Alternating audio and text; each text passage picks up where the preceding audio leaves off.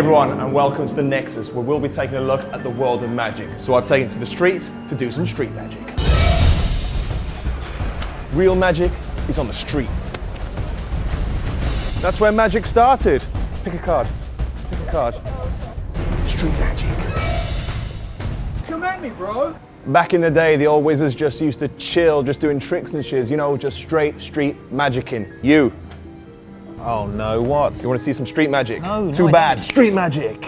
That's actually pretty good. Yeah, you think that's good? Wait till you check out the lineup for this week's magical show. Gasp at The Witcher 2's amazing powers of sexy sorcery. Reminisce as we recall Mickey Mouse's finest illusions. Scream with unrelenting force at a new web wonder. And watch in awe as we make the impossible slightly more possible. Show me your finger.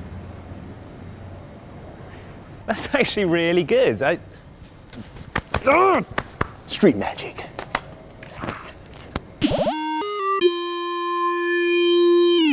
What is a Witcher, you may justifiably ask? Is it like a witch? Is it itchy? Sounds itchy. Well, as far as we can tell, it's neither of these things, rather a monster hunter with eerie powers who looks a bit like 70s blues rock maverick Johnny Winter. This particular monster hunter with eerie powers, however, is Geralt of Rivia, hero of CD Projekt's The Witcher, which came out on PC in 2007. A deep, involving RPG, The Witcher won praise for its combat system, well-written, mature story, and a subtle morality and choice system that steered clear of the usual black and white choices offered in most video games.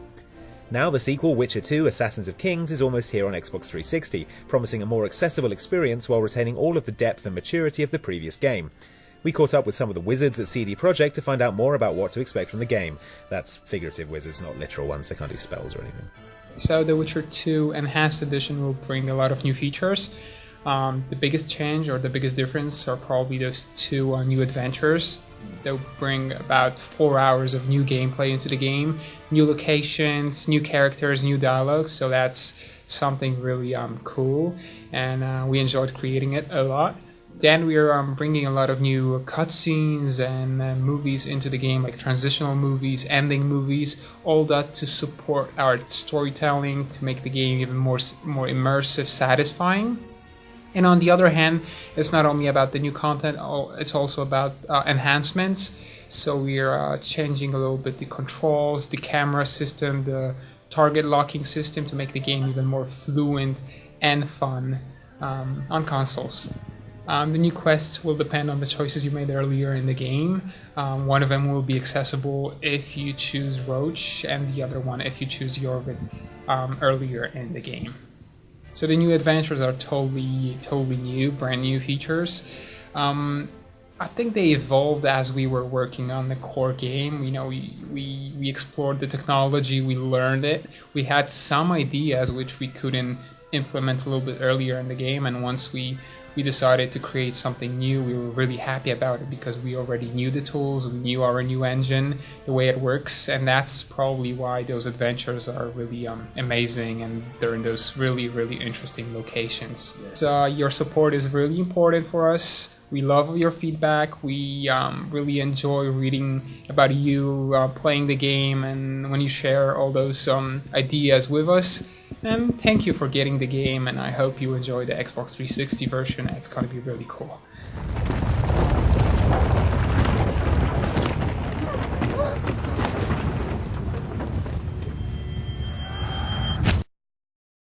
Well, that was a really good section. Anyway, I think it's my turn to do a trick now. Alright, what are we doing? Okay, well I'm going to secure you tightly with this rope and lock you in. Okay, go ahead. I'm very impressed. You've done a very thorough job. Now watch me make this key disappear. Was that the only key? It might have been, yeah. What am I supposed to do now? We could run down the top 5 spells in video games. Alright.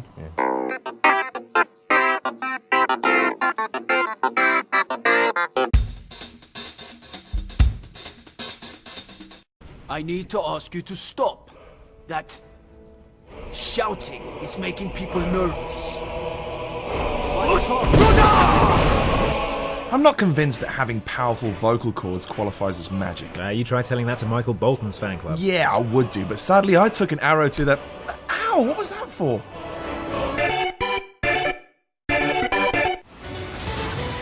I like to think that my hairdresser's something of a wizard.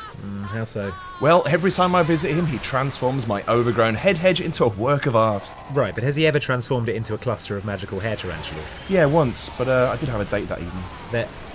Yeah, he says he prefers the term follicle sorcerer.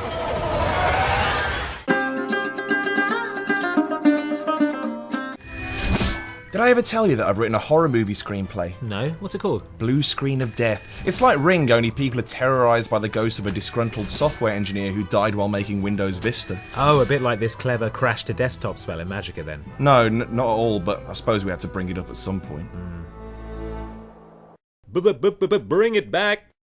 Mickey Mouse. Lovely, inoffensive Mickey Mouse. How do you make a game out of Mickey Mouse? You can't have him headshotting dudes in an FPS. His high-pitched voice robs him of the authority he'd need to command troops in a real-time strategy game, and you should have seen Disney's lawyers' faces when we pitched our erotic Mickey Mouse dating simulator to them. The problem is, making games out of licensed characters is tough. Usually companies are so protective of their intellectual property, they're loath to allow anyone to do anything interesting with them, stifling creativity and hamstringing developers. So, it's the character of the Mantler, and he has to stop his arch-enemy Guns Akimbo, this guy here, and he defeats him by mantling over waist-high objects. What do you think? I don't know, that doesn't really sound in character for the Mantler. No, have you considered making it a kart racer? Or he could be a 16-year-old girl who's really good at archery. You know, Farmville? Yeah. That, make it that.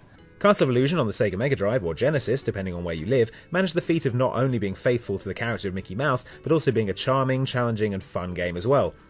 What set Castle of Illusion apart was just how polished the game was. Diverse levels, fun enemies, unusual platforming sequences, and gorgeous art and music all combined to create a hugely memorable experience that's still remembered fondly to this day, as was its Master System follow-up, Land of Illusion, and 1992's return to the Mega Drive in World of Illusion. This time Mickey was joined by trouserless maniac Donald Duck for some co-op action, but co-op in a way that hadn't been widely done before, in that players actually had to work together to proceed. Mickey could squeeze through small gaps that were inaccessible to fat old Donald, and pull him through using his mouse strength. They could also give each other boosts and drop a rope to help their partner up. It's commonplace now, but at the time such co-op play was so impressive that World of Illusion was actually made President of France for a short period. Once again, the game featured charming levels, fun diverse enemies, and gorgeous art and music for a polished whole that oozed Disney quality while remaining fun and memorable for the people playing it. Now we get to the bit where we say how we would bring it back, if it was brought back. Thing is, during the writing of this segment, it has been announced that the new Epic Mickey game for a certain 3D handheld is set to be a sequel to World of Illusion. So I guess this segment is more powerful than even we realised. Or it's a coincidence. Either way, Epic Mickey 2 is on the way to Xbox 360 as well, promising co-op play between Mickey Mouse and former Disney mascot Oswald the Lucky Rabbit. The addition of online co-op would be an enormous boost to the series, and we'd like to see the co-op elements taken even further, with Mickey and his partner being given even more complementary skills they would have to use together to succeed. Fusing Epic Mickey's reverent take on Disney history with World of Illusion's rich worlds and endlessly fun gameplay is a great idea, and we can't wait to see what Warren Spector does with it on Xbox 360.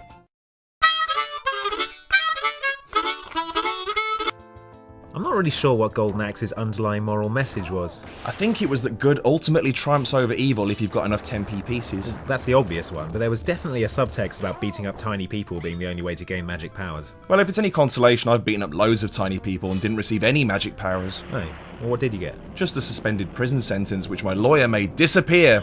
He's the real magician, if you ask me. Web Wonders! Sam Gorski and Nico Puringer, better known as Corridor Digital, are two incredibly talented guys who fuse their love for video games with their aptitude for visual effects to craft some of the most jaw-dropping YouTube videos we've seen this side of Freddy W. In fact, the two kindred spirits have teamed up on a number of occasions, including a brilliant EA-funded ad for Battlefield 3 that actually made it to US TV. However, with this being the Magic episode and all, we thought it might be more appropriate to show what happened when Sam and Nico decided to turn their attentions to a certain dragon shout. Looks good on him. Give my helmet back!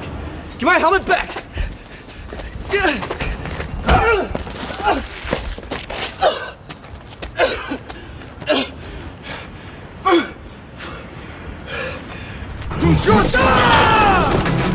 To watch the full video and a ton of other videos that will have you lobbying Hollywood to give these guys movie work, head to the address on screen right now.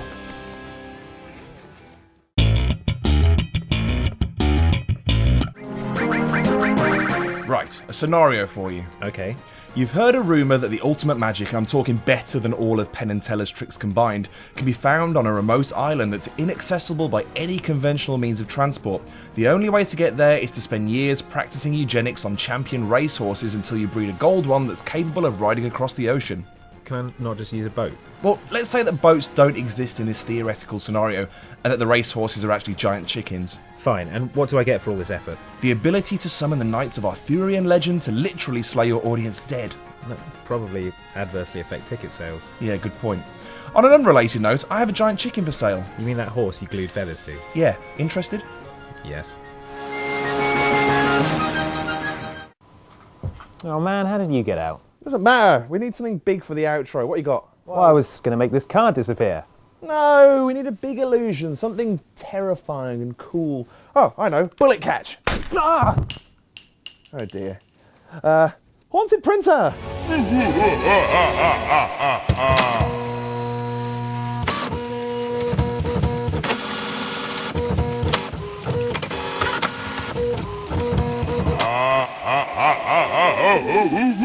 Man, I needed that ear. Stop complaining, you've got another one. Right, for the grand finale of the show, I'm going to make us both disappear. Levitatum flotus. Ah! Oh, getting kind of close to the ceiling fan. Magic. See you next time, everyone. Ah!